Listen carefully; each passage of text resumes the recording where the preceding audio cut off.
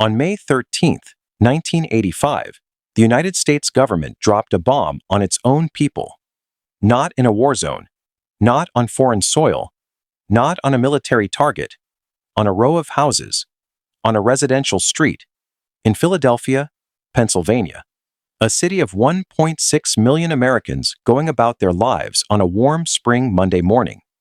The bomb, a military-grade explosive, was dropped from a police helicopter onto the roof of a house where children were sleeping. The fire that followed burned for hours. 65 homes were destroyed. 250 people lost everything they owned.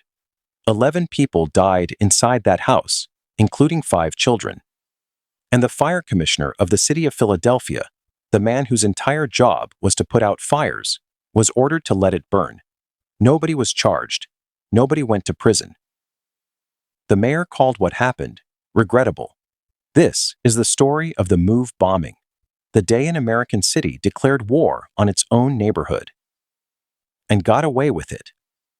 To understand what happened on May 13th, 1985, you need to understand what MOVE was. MOVE was a Philadelphia-based Black liberation organization founded in the early 1970s by a man named John Africa. They were not a gang. They were not a terrorist organization, despite what the police later claimed. They were a group of Black Americans who had decided to reject modern society entirely. No electricity, no running water, raw food only, natural living, communal family. They were loud. They were confrontational. They broadcast sermons through megaphones at all hours. Their house on Osage Avenue smelled. Neighbors complained constantly, but they were not armed terrorists. They were a radical but non-violent community until the city pushed them far enough. In 1978, Philadelphia police had already raided a MOVE house once before. During that raid, 1 police officer was killed. 9 MOVE members were convicted of third-degree murder and sentenced to 30 to 100 years in prison. MOVE never accepted that verdict. They believed their members were innocent. And by 1985, the remaining members, now living on Osage Avenue, had fortified their house, mounted a wooden bunker on the roof, and made it absolutely clear they were not going anywhere. The city of Philadelphia had run out of patience. And patience, it turned out, was the only thing keeping that neighborhood alive. May 13th, 1985. Monday morning. Mother's Day weekend had just ended. At 5:35 a.m., before most of the city was awake, 500 police officers surrounded the house at 6221 Osage Avenue. 500 officers for one house on one city block. Police Commissioner Gregor Sambor stepped up to a bullhorn and announced to the MOVE members inside, "Attention MOVE, this is America." He then gave them 15 minutes to surrender. MOVE refused. What followed over the next several hours was a military-style assault on an American neighborhood. Police fired over 10,000 rounds of ammunition into the house. They used water cannons at the windows. They pumped tear gas through holes drilled in the walls. They tried to destroy the rooftop bunker with explosive charges lowered on a rope from above. None of it worked. The bunker held. MOVE held.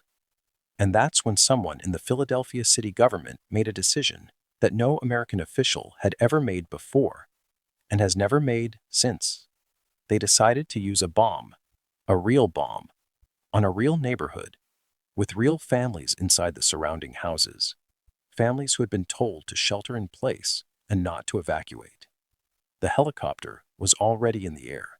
At 5:27 p.m., almost 12 hours after the siege began, a Pennsylvania State Police helicopter dropped a satchel bomb containing C4 plastic explosive and Tovex, a commercial explosive used in mining, directly onto the roof of 6221 Osage Avenue.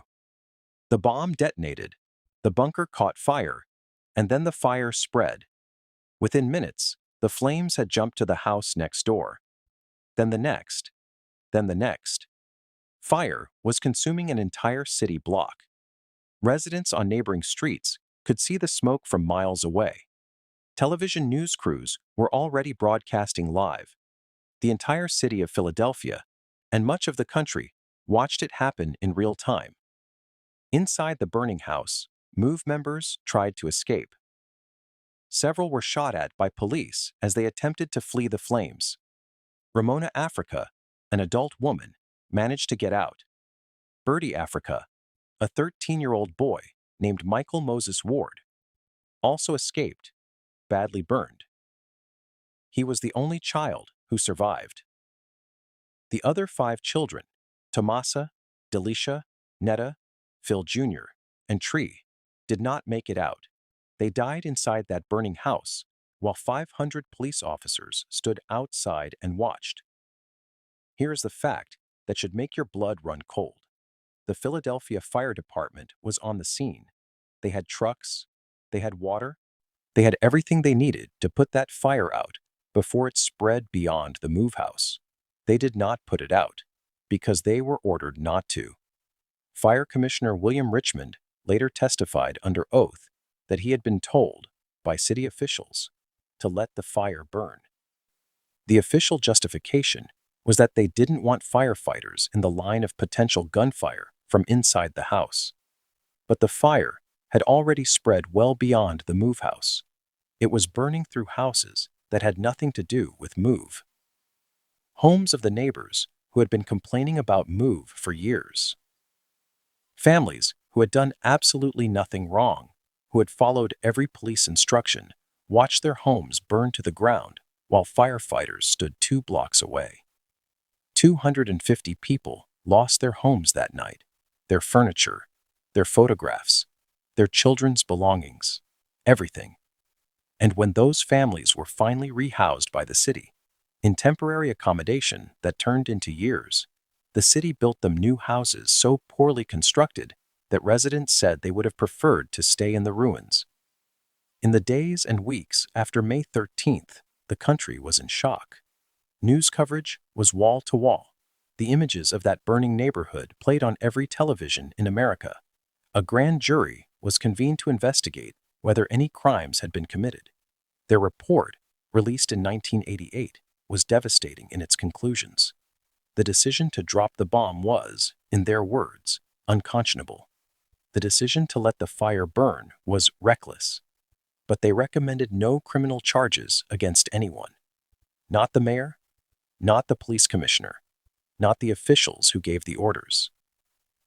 Wilson Goode, the mayor who approved the bombing, was re-elected. He won his 2nd term as mayor of Philadelphia.